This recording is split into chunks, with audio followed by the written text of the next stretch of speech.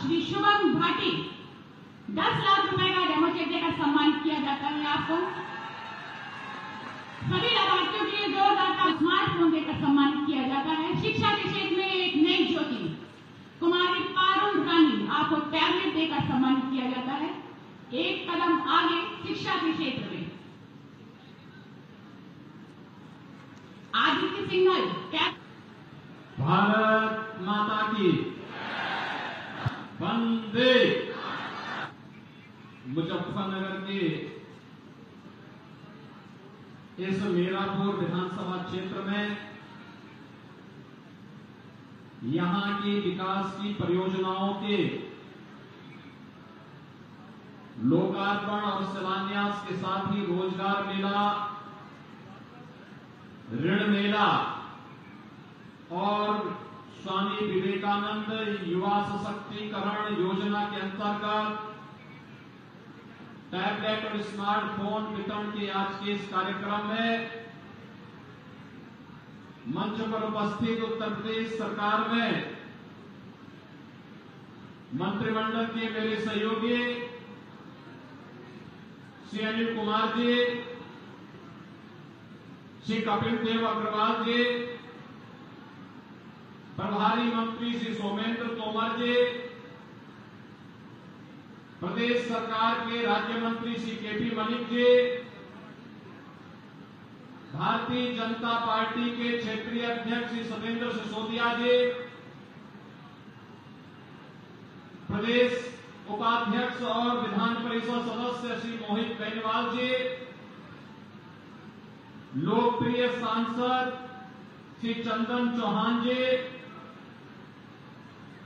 पूर्व केंद्रीय मंत्री डॉक्टर संजीव बालियान जी, राष्ट्रीय लोकदल के विधानमंडल दल के नेता माननीय विधायक श्री राजपाल बालियान जी, माननीय विधायक श्री प्रसन्न चौधरी जी, मदन जी, जिला पंचायत अध्यक्ष श्री वीरपाल निर्वाल जी, जिलाध्यक्ष मुजफ्फरनगर श्री सुधीर सैनी जी, जिलाध्यक्ष राष्ट्रीय लोकदल श्री संदीप मलिक जी, आज के इस कार्यक्रम में उपस्थित माननीय विधायक विधान परिषद सदस्य श्रीमती वंदना वर्मा जी, भारतीय जनता पार्टी और राष्ट्रीय लोकदल के हमारे सभी उपस्थित पदाधिकारी और उपस्थित बहनों और भाइयों, आज के इस कार्यक्रम के अवसर पर मैं सबसे पहले किसानों के मसीहा उत्तर प्रदेश का नाम जिन्होंने देश और दुनिया के सामने प्रस्तुत करने में योगदान दिया, ऐसे चौधरी चरण सिंह जी के चरणों में नमन करते हुए आप सभी मुजफ्फरनगर वासियों का हृदय से अभिनंदन करता हूं, स्वागत करता हूं। आज के इस कार्यक्रम में सैकड़ों करोड़ रुपए की परियोजनाओं की सौगात मुजफ्फरनगर जनपद को और खासतौर पर मीरापुर विधानसभा क्षेत्र के वासियों को प्राप्त हो रही है। इसके लिए मैं आप सबको हृदय से बधाई देता हूं। बहनों और भाइयों, आज मुजफ्फरनगर, याद करिए ये वही मुजफ्फरनगर है। आज से 10 वर्ष पहले दंगों की आग में झुलस रहा था, लेकिन आज हमारा पश्चिमी उत्तर प्रदेश हो या मुजफ्फरनगर दंगा मुक्त है और धूम धड़ाके के साथ अपनी कावड़ यात्रा के माध्यम से अपनी पहचान वैश्विक मंच पर स्थापित करने का कार्य कर रहा है। और इसीलिए यहां की जो एक नई पहचान मिल रही है, इस पहचान के लिए चाहिए विकास, इस पहचान के लिए चाहिए सुरक्षा, इस पहचान के लिए चाहिए यहां के नौजवानों को कार्य, इस पहचान के लिए चाहिए उत्तर प्रदेश के नौजवानों को सरकारी नौकरी। और याद करिए 2017 के पहले जब सरकारी नौकरी निकलती थी तो मुजफ्फरनगर जनपद को, शामली को, सहारनपुर को, मेरठ को उससे बाहर कर दिया जाता था। लेकिन आज मैं कह सकता हूं कि कोई भी नौकरी निकलती है तो बहनों और भाइयों, मुजफ्फरनगर का नौजवान भी, यहां की बेटी भी, यहां का नौजवान भी, मेरठ का नौजवान भी, शामली और सहारनपुर और बिजनौर का नौजवान भी उस सरकारी नौकरी में नौकरी प्राप्त करके प्रदेश के विकास में अपना योगदान देता है।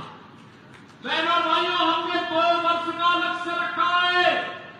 अगले 2 वर्ष में 2 लाख नौजवानों को सरकारी नौकरी देनी है और जिसमें पहली नौकरी की खेप आपको निकल रही है कल से।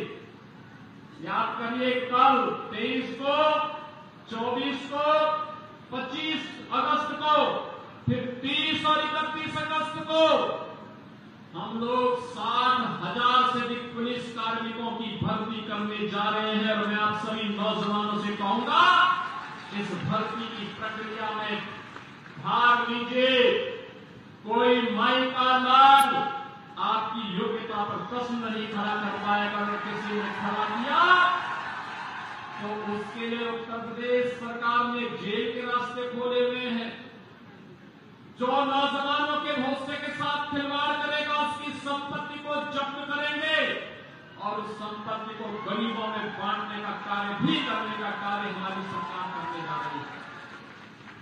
बहनों भाइयों, एक तरफ 2 लाख नौजवानों के लिए नौकरी और दूसरी तरफ याद करिए 2017 के पहले क्या होता था।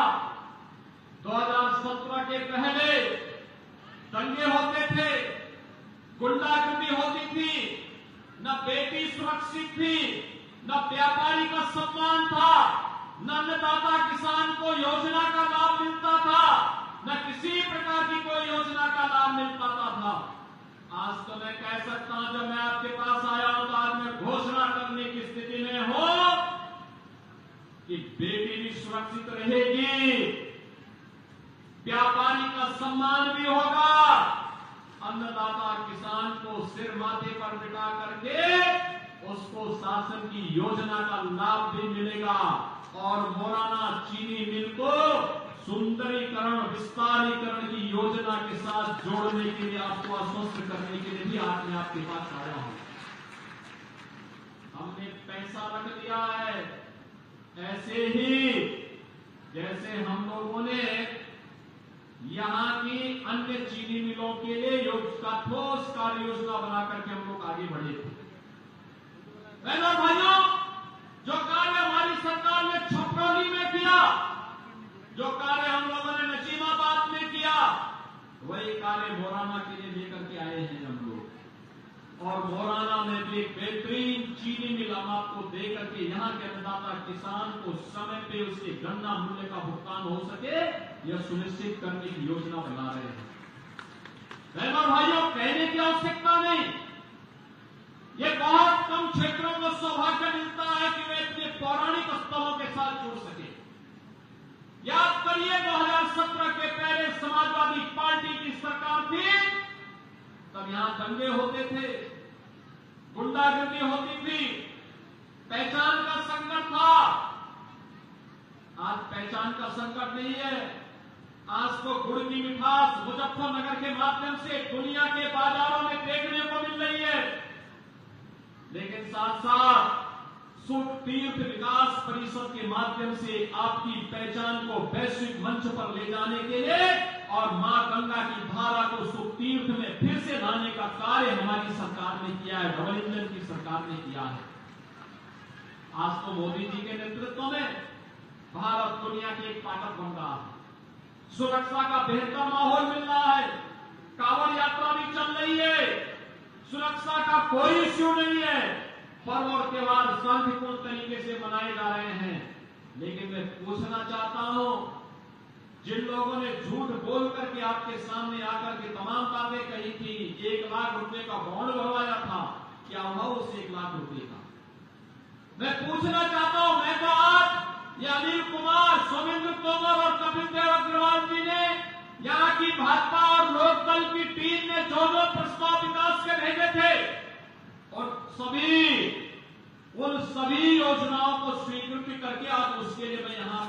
में पत्थर लगे हैं सबके, कहीं सड़क का है, कहीं पुल का है, कहीं मिनी स्टेडियम का है और कहीं पे अन्य किसी कार्य का है।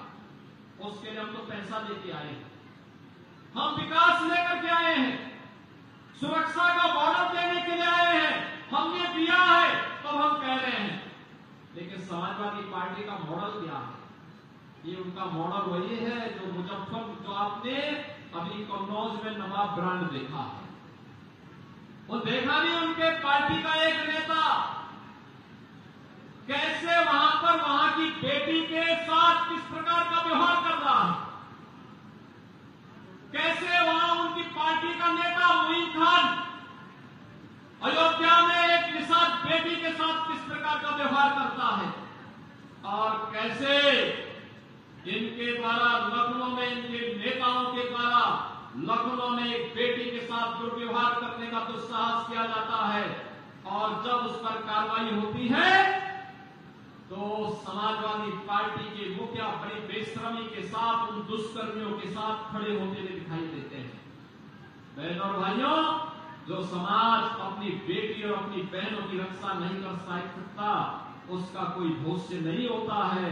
और इसीलिए तो हम लोग आए हैं, बेटी भी सुरक्षित रहेगी और व्यापारी का सम्मान भी होगा, कोई उस पर आंच नहीं आने दी जाएगी, कोई आंच नहीं आने दी जाएगी।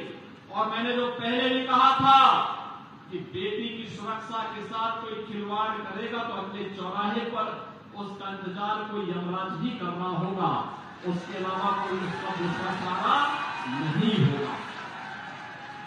और आज मैं इसीलिए आपसे कहने के लिए आया हूं। 38 मार्गों का प्रस्ताव हमारे मंत्री अनिल कुमार ने, कपिल देव अग्रवाल ने, सोमेंद्र तोमर और केपी मलिक ने हमें दिया। हमारा जिलाध्यक्ष यहां के श्री सुधीर सैनी और संदीप मलिक ने ये प्रस्ताव हमारे पास उपलब्ध करवाए। तो मेरे लिए आवश्यक इसलिए भी था, आपने चंदन चौहान को सांसद बनाया है तो उसके प्रति आपके लिए कृतज्ञता ज्ञापित करने के लिए धन्यवाद ज्ञापित भी कर सको और विकास की योजना का सौगात भी आपको दे सकूं कि आपने दिया है, तो उसको उस ऋण से उऋण होने के लिए आज हम सब आपके पास आए हैं। ये विकास होगा।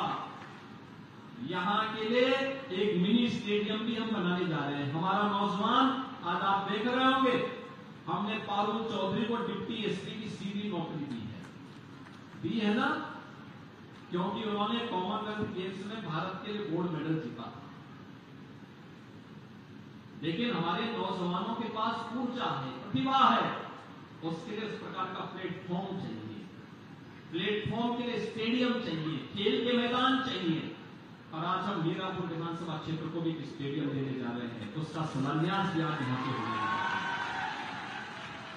यहां की सड़कों के प्रस्ताव स्वीकृत कर दिए हैं। यहां पे अन्य विकास की जितनी भी योजनाएं थी उन सभी योजनाओं को हमने आगे बढ़ाने का काम किया है। और यही नहीं, अब तो बहनों और भाइयों, आपके यही बगल में, पड़ोस में, मेरठ में ही हम प्रदेश का पहला sports university, major Dhyanchand sports university का निर्माण भी कर रहे हैं। याद करिए, जब मेजर ध्यानचंद स्पोर्ट्स यूनिवर्सिटी बनेगी तब मेरठ का, मुजफ्फरनगर का, शामली का, सहारनपुर का, बिजनौर का नौजवान भी ओलंपिक में और कॉमनवेल्थ और एशियाड में गोल्ड मेडल और सिल्वर मेडल लेकर के आएगा, भारत के नाम को गौरव के साथ आगे बढ़ाने का काम करेगा।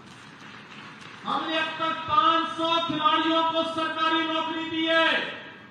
और मैं फिर कहूंगा, जो भी नौजवान प्रधानमंत्री मोदी जी के विजन के अनुरूप खेलो इंडिया, खेलों के कार्यक्रम के माध्यम से आगे बढ़ेगा, देश की टीम का हिस्सा बनेगा, देश के लिए मेडल जीतेगा, मेडल जीतने पर उत्तर प्रदेश सरकार की सरकारी नौकरी उसका इंतजार कर रही होगी और वह उसके बाद आराम से अपने जीवन को आगे बढ़ा करके आने वाली पीढ़ी को भी खेलो इंडिया, खेलों के माध्यम से जोड़ने का काम करेगा।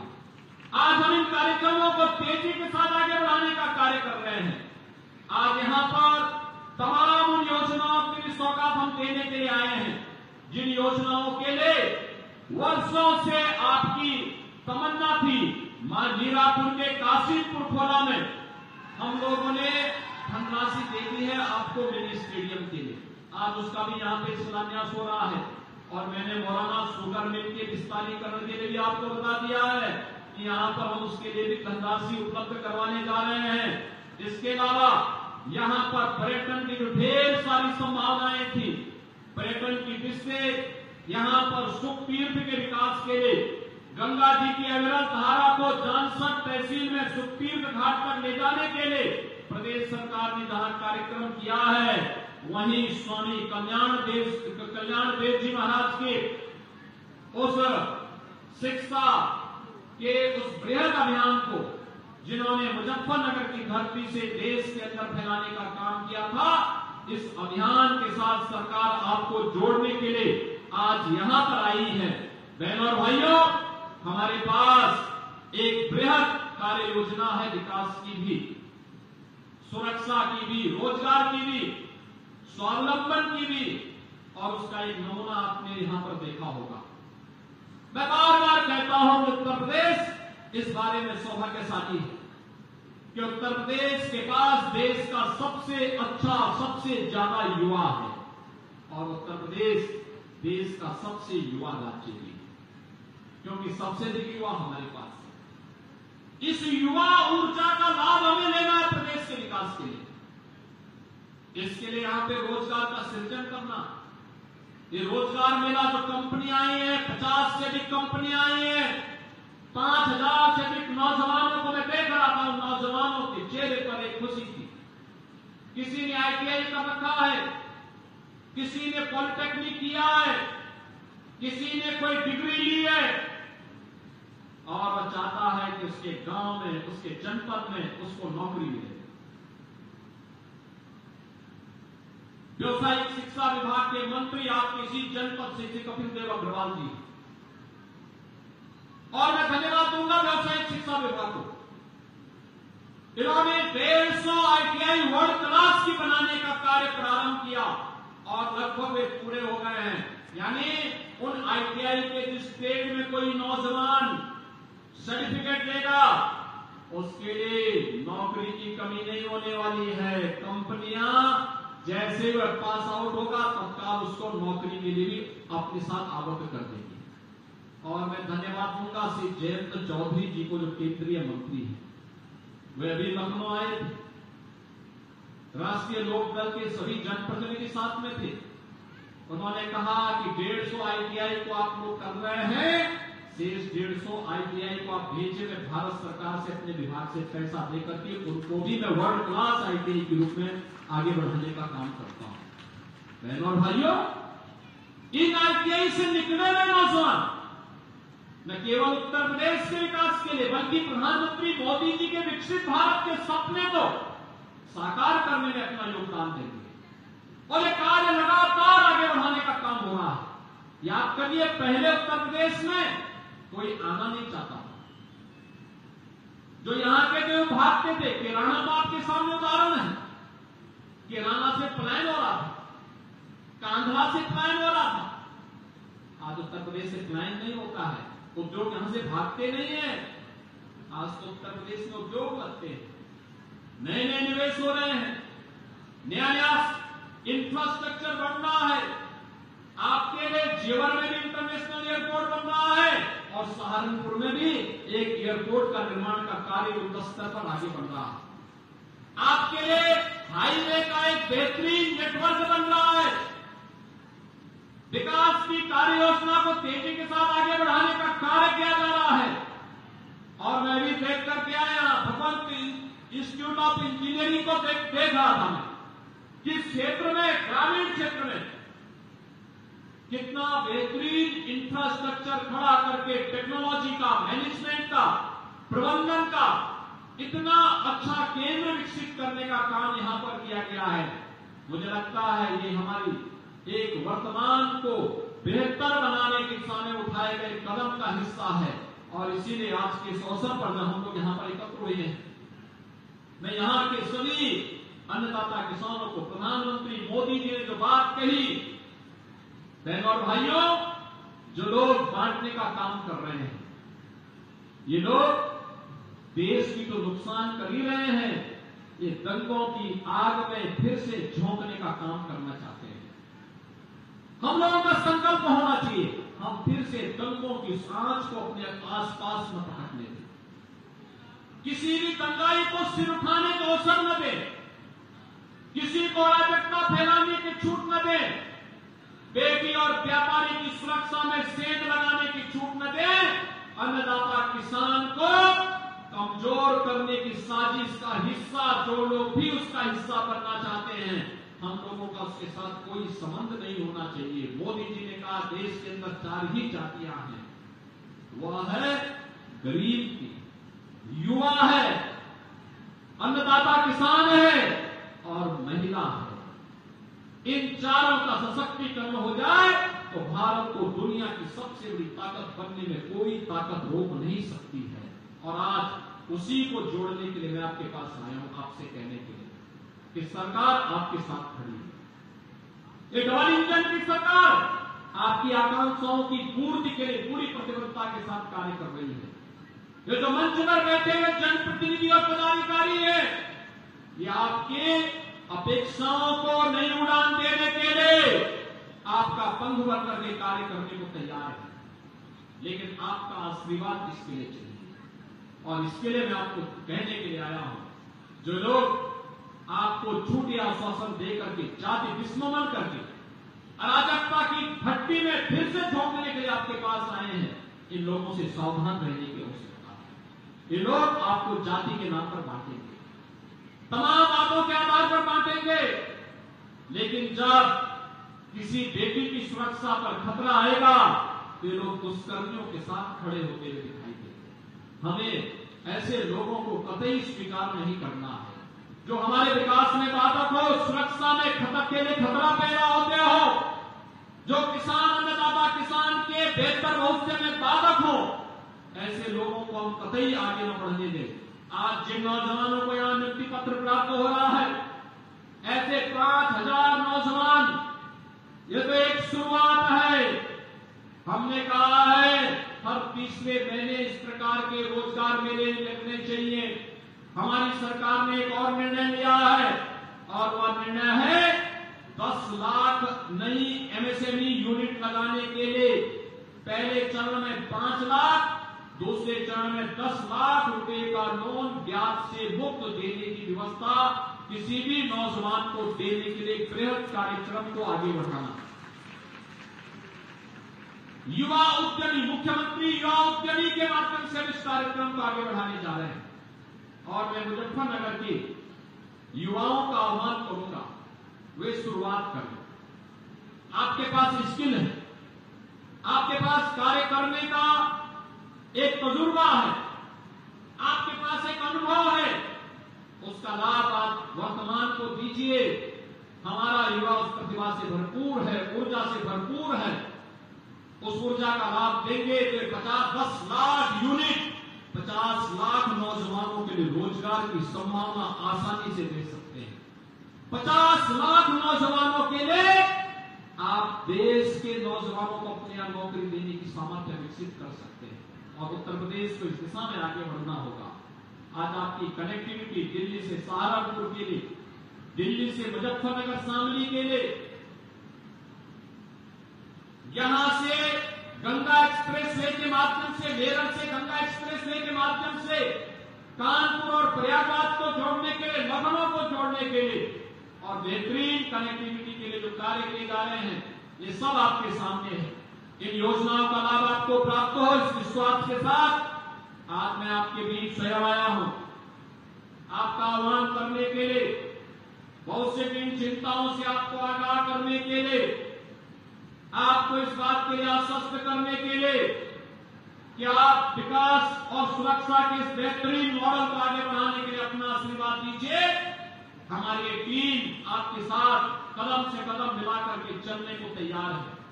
मैं आज की सभी योजनाओं के लिए, जो विकास की भी है, सड़क की भी है, पुल और पुलिया की भी है, स्टेडियम की भी है, चीनी मिलों के पुनरुद्धार की भी है, यहाँ के युवाओं के रोजगार से भी जुड़े हुए हैं, यहाँ के विकास की योजनाओं को आगे बढ़ाने के लिए भी है, अन्नदाता किसानों से भी जुड़ी हुई है, महिलाओं के सशक्तिकरण से भी जुड़ी हुई है।